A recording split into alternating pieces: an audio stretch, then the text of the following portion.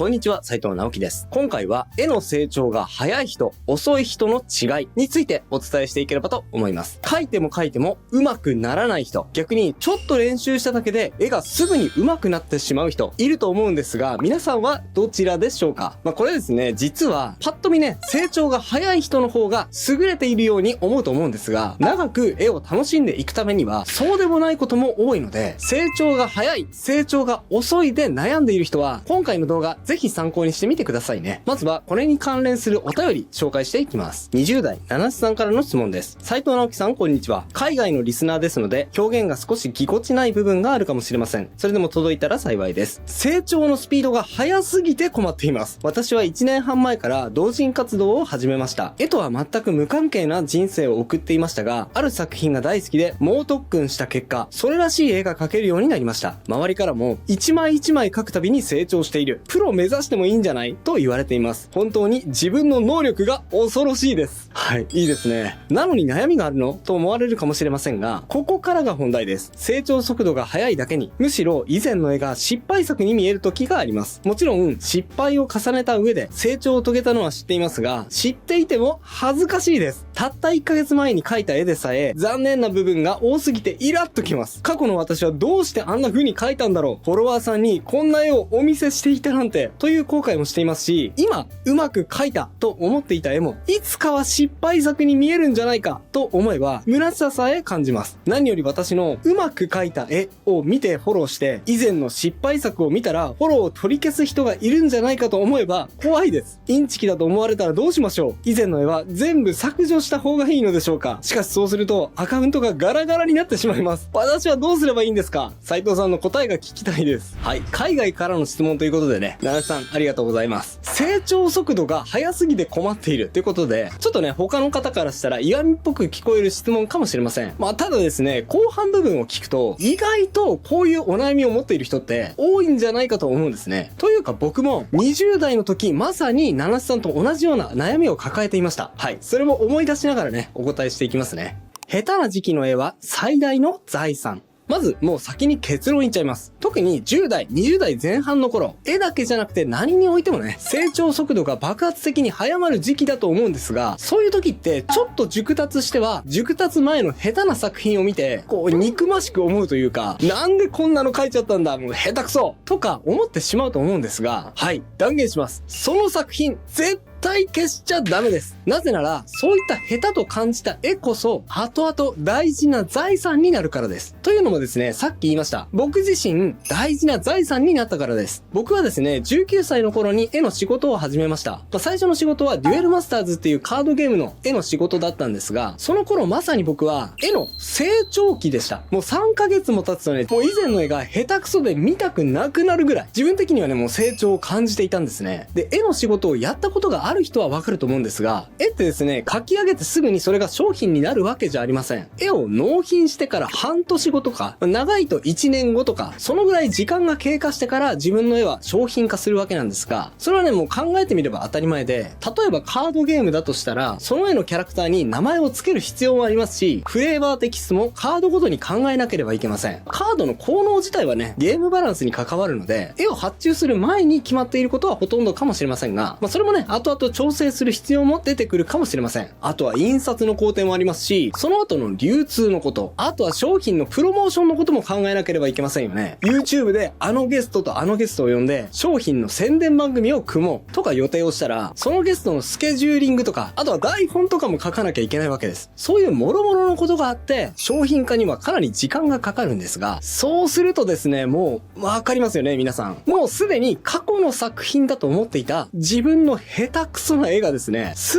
ヶ月遅れでこれがこの人の作品ですって世の中にババーンと発表されることになるんですよ。もしかしたらね、こういう経験がない人にとってもう自分の絵が商品化されるなんてさぞや嬉しいことなんだろうなって想像するかもしれませんが、これね全然違います。いや嬉しいは嬉しいんですよ。だってそれが小さい頃からの夢だったわけですから、嬉しくないことはないんですが、それ以上にですねめちゃくちゃ恥ずかしいんですよ。だって自分ととしてはもう今もっと上手くなっているはずなのに、それにもかかわらず過去の下手くそな絵がですね、これこそが斉藤直樹の全力投球の絵ですよってな感じで世の中にこうババーンと発表されちゃうわけですから。まあ今だから言いますよ。最初の僕の絵が商品化された時に、そのカードが僕の手元に来た時の僕の感想はですね、うわー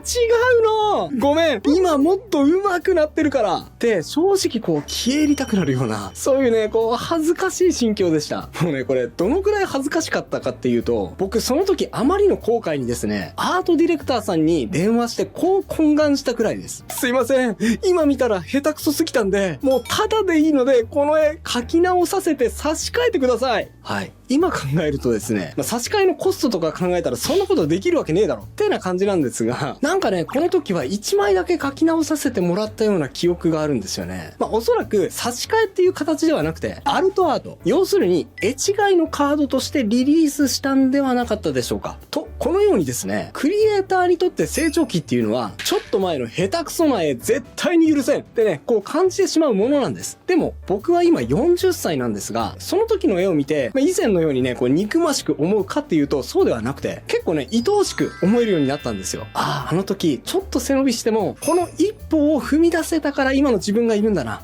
確かに下手くそではあるけど、なんかそれも含めて自分の作品っていう感じがするなって。それにね、その時の作品が、後々の自分を助けてくれることもあるんですよ。実際にね、その時には全然話題にならなかった絵がですね、後に僕が34、5歳になってから、斉藤直樹って昔こういう絵描いてたんだよ。今とギャップがあって面白いってね、昔の絵がなぜか今になって息を吹き返してきて、勝手にバズってくれることもあったんですね。七瀬さんはね、今もしかしたらクリエイターとしての成長期で、ちょっと前の自分の絵がもう恥ずかしくてたまらんって状態かもしれませんが、それはあなたにとっての大事な歩み出しとしての第一歩目の絵、大切な財産です。今もう消したいっていうね、衝動に駆られているかもしれませんが、絶対に消さないでください。頑張ってください。応援しています。はい。そしてですね、成長が早い人のお悩みにお答えしてきましたが、真逆の質問。成長が遅いと感じている人からのお悩みも来ているんですね。紹介します。30代、青さんからの質問です。斉藤先生、こんにちは。いつも動画でお勉強させていただいております。相談させていただくのは、適切な内容か自信はないですが、苦しくて筆を折りかけているのでお答えいただけると幸いです。私は20代後半から絵を描き始め、まだ1年ほどしか経っていません。もっと早く描き始めていればと何度も後悔しました。特に私と同じ歴の人たちが私よりはるかに画力が高いことを目の当たりにした時にその気持ちが強くなります。私自身、長年絵を描いている友人からは成長が早いと言われていますが、どうしても比較してしまい、言葉を素直に受け取ることができません。はい。自分ではね、成長が遅いと感じてしまうわけですね。画力が高い知人とは絵柄も作風も違うので、比較しても仕方がないと頭では理解しています。今の苦しいまま描き続けていれば、いつかはこの苦しさから解放されることはあるのでしょうか？それとも本当に筆を折ってしまった方が良いのでしょうか？お忙しい中、目を通していただけただけでもこの上なく幸いです。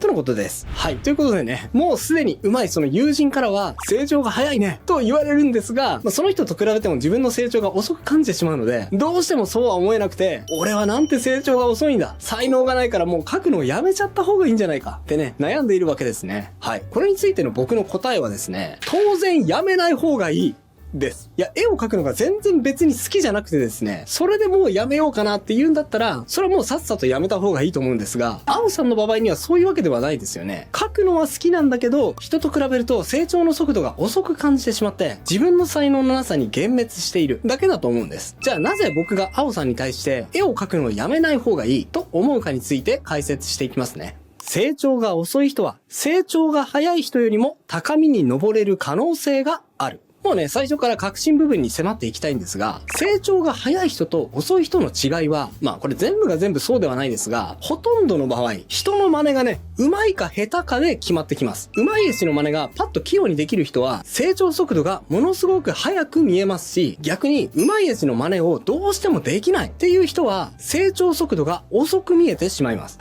これだけ聞くとね、じゃあ人の真似した方がいいじゃん。もう真似して成長速度上げた方が有利でしょって思う人も多いと思うんですが、あるる部分ではそうなんですが、ある部分ではね、そうも言い切れないところもあるんですよ。というのはね、他ならぬ僕も最速上達法っていう動画でお伝えしている通り、最速で上達するためには、とにかく上手い人の真似をしろ。そしたらもうえげつない速さで上達できるとお伝えしているんですが、僕はですね、この上達法、劇薬だとも言っていて、この点においてね、デメリットもあるんですよ。で、そのデメリットの一つに、応用の段階で壁にぶち当たるっていうのがあります。つまりね、人の真似をして、その時はどんどん成長して、めっちゃ楽しいんですよ。上手い人の絵をね、参考にして、真似して、どんどん上手くなったとするじゃないですか。で、その結果ね、キャラの絵の仕事なんかを頼まれたりして、ちょっと調子に乗るわけです。俺すげーって。そしたらね、ある日突然、新たな頼まれ事をしました。すいません、今回は背景付きの絵でお願いします。キャラはね、小さくていいです。はい。これを見て、この人はめっちゃ困ります。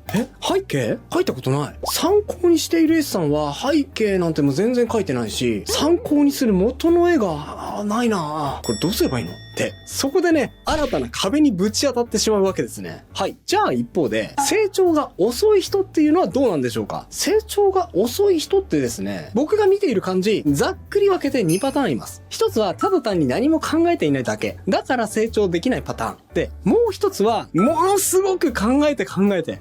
すぎた挙句成長が遅れるパターンです。最初のパターンに対してはね、もっと考えなさい。で、言うことは終わりなんですが、二つ目のパターンに関してはですね、こういう人って、大器晩成なんですよ。考えすぎて成長が遅れる人って、どう考えているのかっていうと、例えば A さんっていう、今流行りの絵師がいたとするじゃないですか。この A さんを真似すれば、手っ取り早く流行りの上手い絵が描けるようになります。で、成長が早い人って、もうとりあえず迷いなく、その人の画風を真似ることができるんですよ。目はこう描くのね。体はこう描くのね。ってね、こうどんどんとこの方向に近づいていくことにためらいを感じないんですね。ただ、そこで成長が遅い人がどう考えるのかっていうと、A さんという絵を学ぶ段階でですね、いちいちね、こう、なぜって問いかけが始まるんですよ。あれ？なぜこの絵柄が流行っているんだろう？あれ？ A さんはなんでこういうデフォルメをしているんだろう？目の色が独特だけど、なぜ A さんはこんな色を使っているんだろう？ A さんは背景を描かないけど、なぜ背景を描かないんだろう？もうなぜのオンパレード。一個にね、近づいていかないわけです。それどころか、ここでね、一個一個の検証が始まるんですね。このデフォルメがありっていうことは、あれ、例えばこういう違ったデフォルメにしたら、これはこれで面白いんだろうか。あれ、目の色はこれがありなんだから、こういう色にアレンジしても、これはこれで受け入れられるんじゃないだろうか。あれ、A さんは背景を描いてないけど、この絵に背景を描いたらもっと魅力的になるんじゃないだろうか。こう、一個一個ね、試そうとして、もうね、この辺でこう、ぐにゃぐにゃと蛇行しちゃうんですね。旗から見たらね、なんでそんな非効率的なことしてんの？ただ真似すればうまい絵描けんじゃんって思われるところを、もうこの人はね、自分の頭の中に湧いた、なぜを検証せずにはいられないんです。そうしないと気が収まらないんですね。ずーっと自分のなぜと格闘した結果、外から見ると、あの人成長遅いよねって思われるし、自分自身の評価もね、いやなんで俺ずっとこんなところで足踏みしてんだろう。俺成長遅いなーってね、感じてしまうことになるわけです。でもですね、成長が遅い人の強みは、ここからなんです。もうやたらめったらね、検証を繰り返しているので、変化にね、めちゃめちゃ強くなるんですよ。例えば、仮にキャラクターを前面に出したような、キャラクター主体の絵が突然流行らなくなりました。背景がついていて、もう臨場感がある絵じゃないと、全然みんなに受け入れられません。ってなった場合、A さんの絵だけを真似していた成長が早い人は、背景なんて俺全然練習してない。やば。どうすりゃいいのってね、そこで困ってしまうのに対して、成長が遅い人は、いちいちね、こう、一個一個検証した蓄積がありますから、背景っすか？全然描けますよ。こういう感じですよね。ってね、パッと自分の絵に背景を加えることができちゃうんです。それだけじゃなくて、最近目の描き方の流行りが変わりましたよね。前はこうでしたけど、今はこういう色を使うと受け入れられやすいですよね。とか、体のデフォルメのやり方が以前とはちょっと変わってきてますよね。上半身をこう小さくして、足をこう大きめに長く描くと最近の流行りっぽい絵になりますよね。みたいに、いちいちね、こう一個一個の別パターンを試した結果、めちゃくちゃ応用力がついている場合もあるんですよ。こういう人はね、出だしこそ成長が遅くて、自他ともになんでこんなに効率が悪いんだろうって思う段階もありますが、ある時点で長年の蓄積が爆発。誰もが思わなかった高みにね、登っていくことがあるんですよ。今回はですね、相談者の青さんが成長が遅いパターンだったので、成長が遅い人が言有利に感じるように話を進めてきましたが、だからってね、みんながみんなこれに合わせる必要はないと思います。自分の性格によってね、向き不向きがあるだけで、成長が早い人、成長が遅い人、遅めに壁にぶち当たるのか、それとも早い段階で壁にぶち当たるのかの違いです。青さんはもしかしたら僕が言ったように、最初の段階でいちいち自分の頭に浮かぶ、なぜが腑に落ちないとなかなか先に進めず、その場で足踏みしてしまうパターンかもしれませんが、そういう方にはそういう方なりの強みが必ずあります。その壁を突破できれば、周りが想像し得なかった凄腕クリエイターになる可能性も十分にあると思います。筆は折らずに気長に取り組んでみてくださいね。応援しています。以上が今日僕が伝えたかったことです。いかがだったでしょうか？今回は成長が早い人、成長が遅い人ということでお伝えしてきましたが、上達についてね、ちょっと概念的すぎる。もっと実例を見たいという人はですね、気まぐれ添削シリーズがおすすめです。